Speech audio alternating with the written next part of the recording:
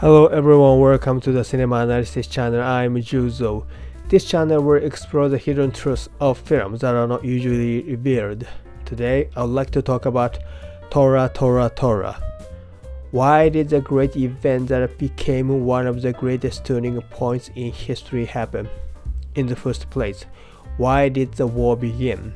I suggest you watch the film first. So let's get started. What this work mainly portrays is why the attack on Pearl Harbor was successful. The background of the attack is portrayed from the 2 points of view of Japan and the United States. At the beginning of the film, it is portrayed that the United States had the best code decoder. Japan encoded the information and did their telecommunications. They had to decode the information and telecommunicate. But all the information was given to the US and they could decode it better than the Japanese. This means that it is unthinkable that the USA would be damaged by a sneak attack from Japan. But it is a historical fact that the US forces were severely damaged by the Japanese attack on Pearl Harbor. Why was Japan's sneak attack successful? This is a very interesting opening. And in the first place, Japan had no intention of launching a sneak attack. If sneak attack means attacking without declaring war, they had no intention of doing so. The emperor at the time expressed his opinion that the sneak attack should never be allowed. But the declaration of war was made after the attack on Pearl Harbor. Why did this happen? It is a story to solve such mysteries. The confrontation over foreign policy is raising tensions between Japan and the US. If talks don't come to an end, it's possible that they could lead to the use of force. Lieutenant Colonel Rufus Bratton, played by E.G. Marshall, thought early on about the possibility of Japan attacking the US. Although his prediction did not come true in part, the situation is developing almost as he feared. And other people who had a low sense of crisis felt that his behavior was queer. The film emphasizes that bureaucratic behavior causes problems in responding to crisis. Pearl Harbor was attacked on the 7th of December 1941. A Sunday. As it was a weekend, no one wanted to work. General George C. Marshall gave an order to protect, as Japan could attack them at any moment. But most of the government people in the USA had little sense of crisis and their response was delayed. Sometimes people make mistakes. One superior officer made his people gather their fighters in one place. He thought that the Japanese people living in Hawaii would destroy the fighters if they were scattered. This decision backfired completely. Washington begins to say that they will move many ships from the Pacific Ocean to the Atlantic Ocean. The military personnel who protect the Pacific Ocean, including Hawaii, get angry. As it was Hawaii that was actually attacked, it became clear that Washington had made a wrong decision. As it was impossible to deploy enough planes, the US forces in Hawaii tried to detect the approach of the Japanese planes with radar. But permission to set up the radar was denied because Hawaii is a national park. Animal rights groups are also said to be against it. Finally, the radar was settled, but it was without a telephone. The telephone was set after that. The day on which the planes of the friendly forces were to arrive was the 7th of December. It turned out to be a big problem. Although the Japanese submarine was found and sunk, the superior officer doubted that it could be an error of judgment. In fact, it is said that There are examples of US forces mistaking something like whales for enemy submarines and attacking them. The Japanese, of course, had problems. The biggest problem was that the declaration of war came after the attack. Japan wanted to attack right after the declaration and inflict huge damage on the US forces. If the declaration came after the attack, the American people would be angry about the sneak attack. The result became a sneak attack that made the American people angry.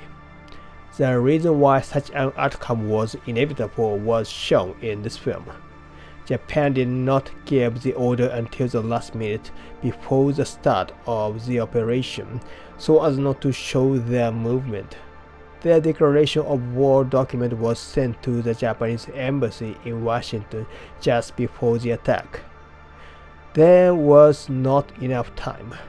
The top of the Japanese government gave the order to have the document typed by a regular embassy official to avoid any leakage of information. The regular embassy official, who was not used to typing, did the typing. That's why the declaration of war was delayed.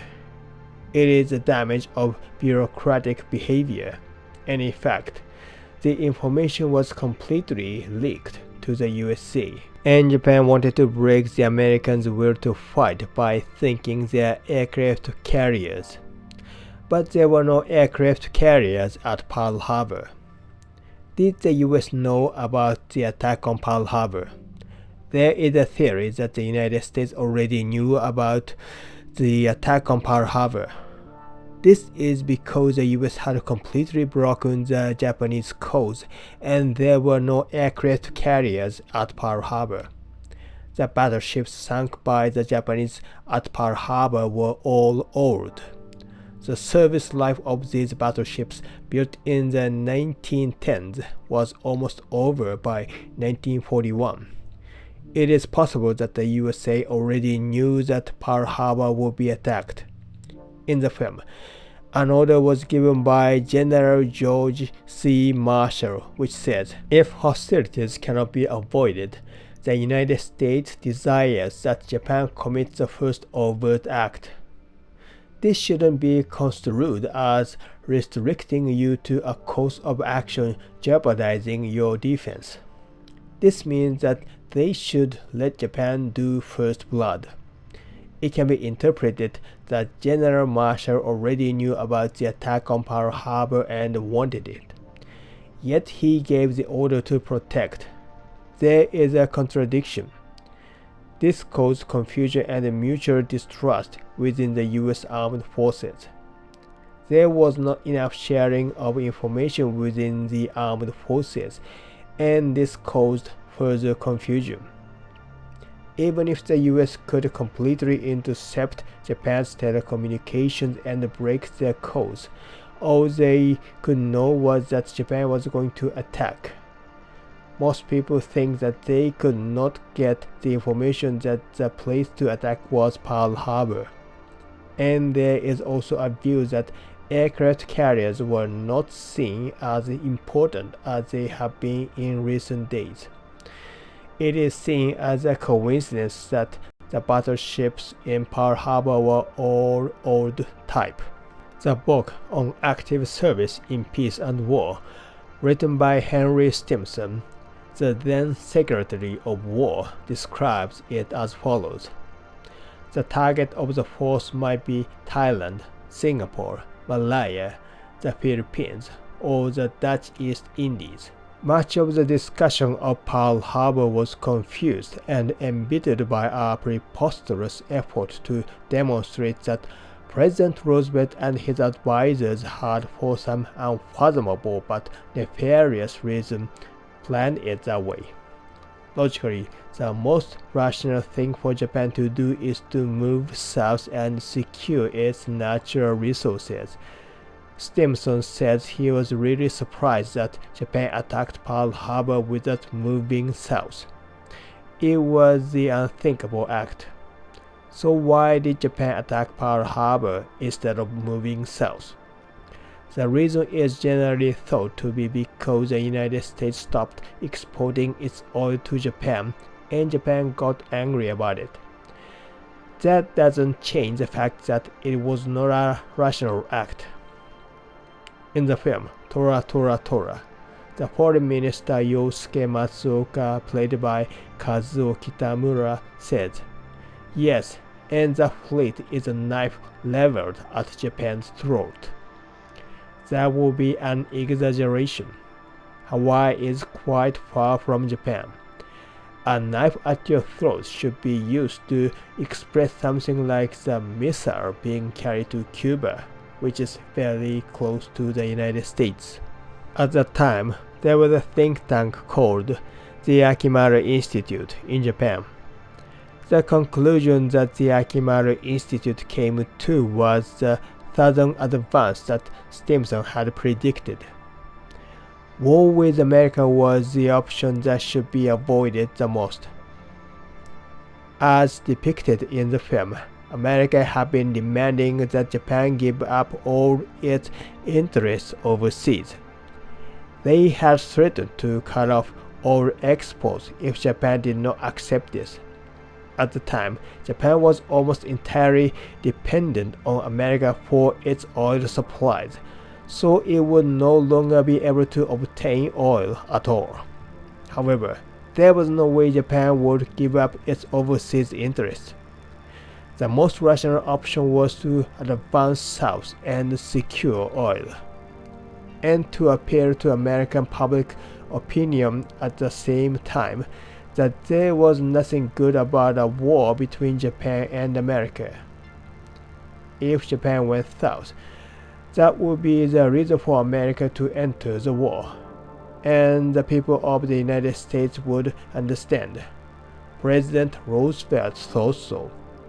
But it would have been very difficult to persuade the people of the United States, who wanted peace, to join the war for the reason that Japan was going to south, which had nothing to do with the American people.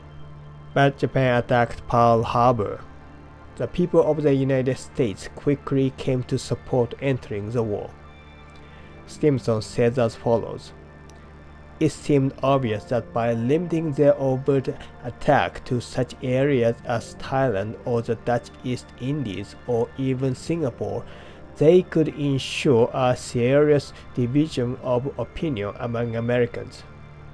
In Stimson's opinion, the Japanese aggressors made a serious miscalculation when in this crisis of 1941, they did not try to divide their foes by piecemeal attacks on one of them at a time.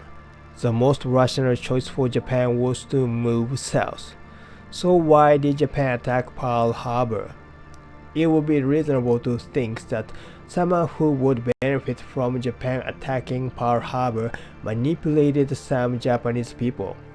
Even though it is just my opinion, some foreign agents who entered Japan at the time manipulated some important people in Japan and made Japan attack Pearl Harbor. It is done in every place and time to conduct espionage for the benefit of one's own country or group. The United States government didn't know Pearl Harbor was going to be attacked, but some people manipulated Japan into attacking Pearl Harbor.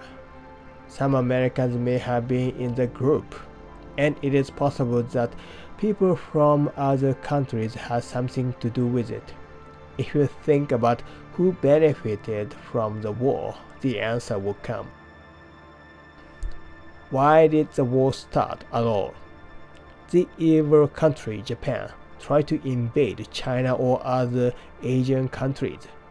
When the righteous country, the United States, tried to stop it, Japan attacked the United States. The United States punished Japan.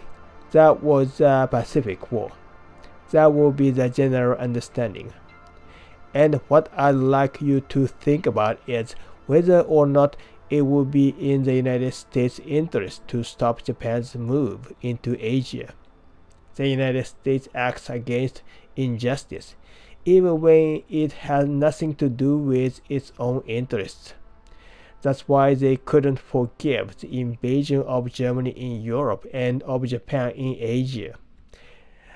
That is what is generally thought today. Is it acceptable for European countries to invade Africa or Asia?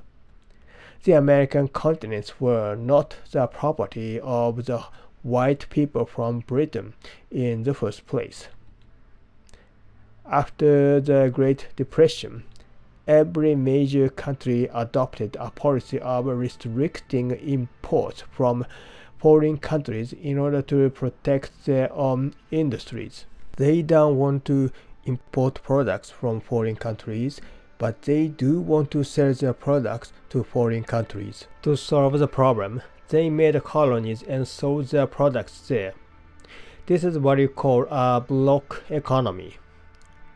For the countries that cannot have colonies, it will be impossible to get out of the depression. First of all, the Americas are a very large economic area. Countries like Britain and France had many colonies. Japan wanted the same thing. But the United States said that it would not be allowed only for Japan. As Japan could not accept it, the war began. It is not a problem for white people to invade colored people, but it is a problem for white people to invade white people. Nor is it acceptable for colored people to invade other colored people. There may have been such a barrier system. And is it true that the people of the United States at the time really wanted to stop wars abroad? Originally, the United States is the land of the Monroe Doctrine. The Puritans, persecuted in Britain, fled to America. They won the American War of Independence and the USA was born. In 1823, the fifth president of the United States, James Monroe, declared that America would not interfere with Europe and Europe should not interfere with America. When World War I broke out, the United States was under the administration of Woodrow Wilson. The USA entered the war and won. But the people of the USA are the ones who originally loved peace. They thought it would be better not to join wars.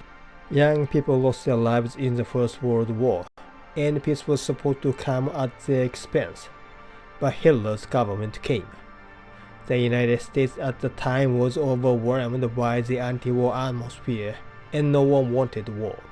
Of course, ordinary people don't want war in any country. The United States, which has large land and natural resources, can circulate the economy in their country, and Central and South America can be considered as the same economic area. There is a theory that the US wanted the interest in China, and Japan threatened it. Is this theory credible? But Franklin Roosevelt, the President of the United States at the time, cornered Japan. The tripartite pact between Japan, Germany, and Italy made the relationship between the United States worsened. That might be one of the reasons of it. But the United States is not supposed to have any relationship to Europe. It is the purpose of the nation's founding, and they must have made their mind up once again after the First World War. So why did Franklin Roosevelt corner Japan? Many people have given different reasons. Originally, the United States should not interfere in Europe, but they could not overlook the operation of Germany. But if the United States wanted to join the Second World War, they had to have a reason to convince the peace-loving people of the United States. But there isn't one. There, Japan formed an alliance with Germany. If the US could corner Japan, the US might be able to create the cause to join the World War II. If war broke out between Japan and the US, the US could attack Germany, which had formed an alliance with Japan. When the US pushed Japan into a corner by not exporting oil, Japan did a violent act to attack Pearl Harbor. There's no way not to use it.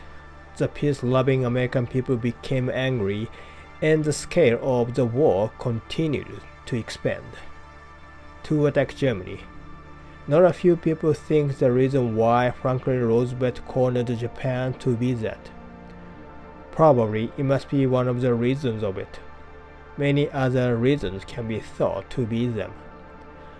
War is the promptest way to activate the economy. It would be one of the reasons of it. Even though it's just my opinion, I want to talk about what I think is important. I like to think about the kind of man Franklin Roosevelt was. He served as President of the United States from the 4th of March 1934 to the 12th of April 1945.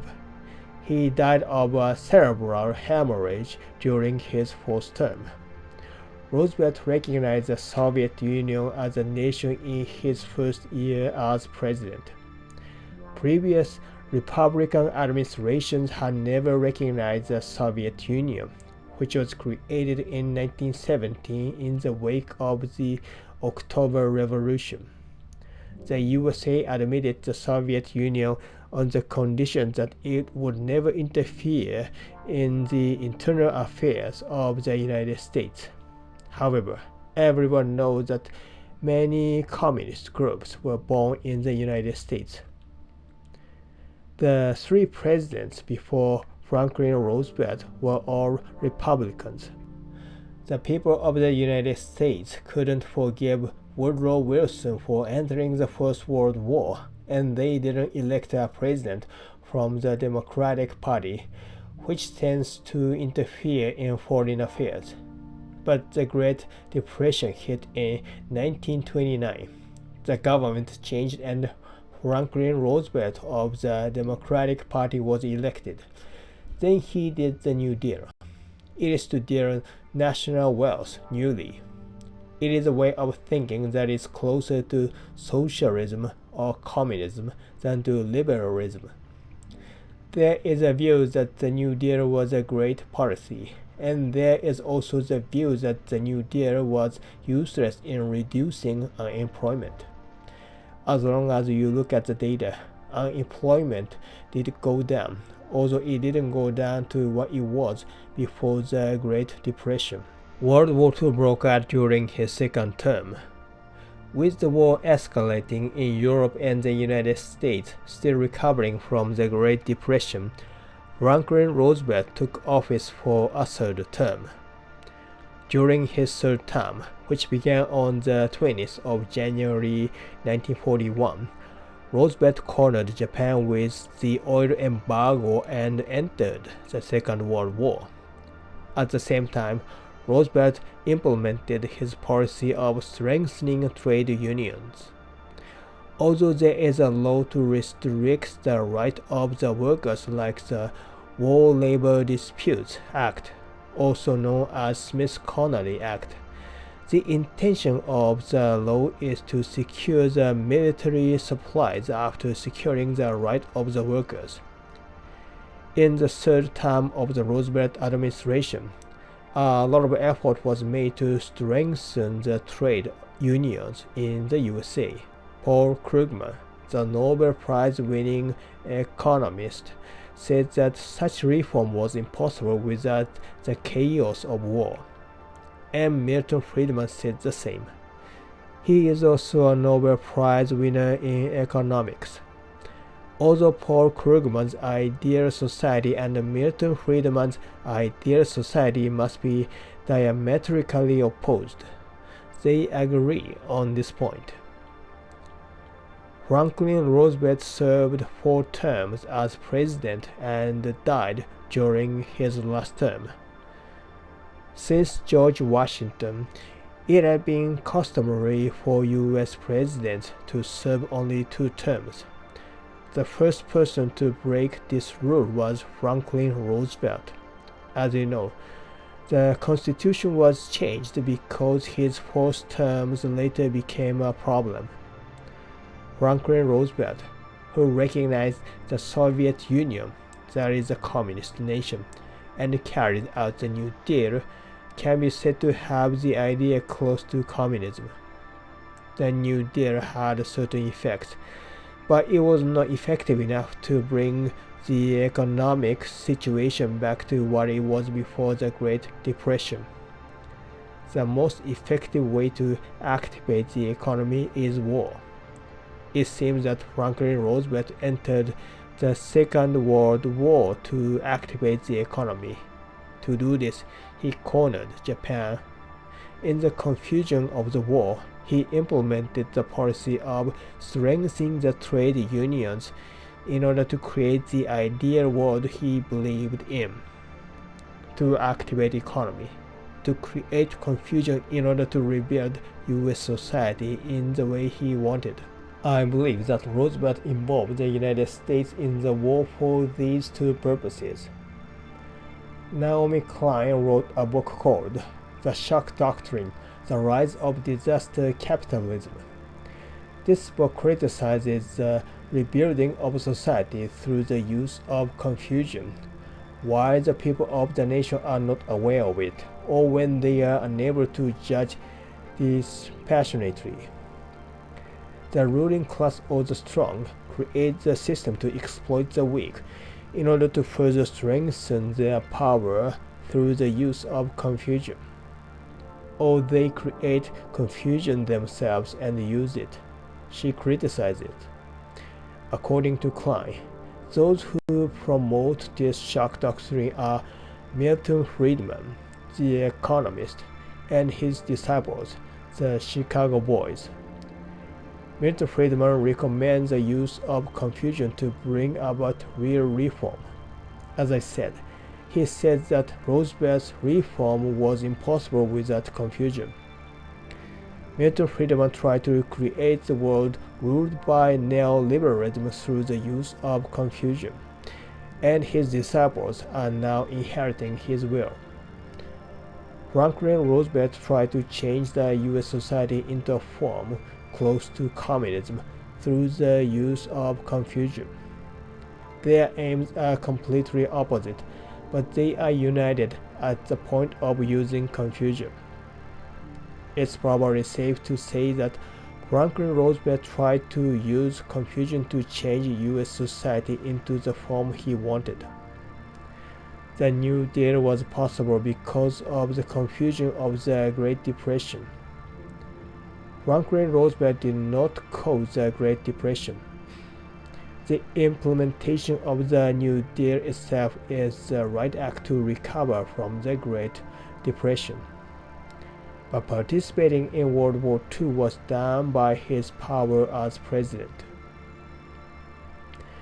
Most people in the United States did not want war. Roosevelt forced Japan to give up all its overseas interests and threatened that Japan wouldn't get any oil if it refused. And Japan was used by a certain power, which probably includes part of the Americans, and made the worst choice, attacking Pearl Harbor. If the people of the US wanted to build their country as a communist country, and if it is done through the procedure of democracy, it should be accepted. But Franklin Roosevelt tried to change the USA into the form he wanted by the method like the shock doctrine that Naomi Klein later expressed. It is a method of manipulating the minds of the people of the nation. It is a terrible method that the people of the nation, the sovereign of the nation, are not aware that they are being manipulated. It is a clever, evil betrayal of democracy. Thank you for watching this video. If you liked this video, please subscribe and give me a thumbs up.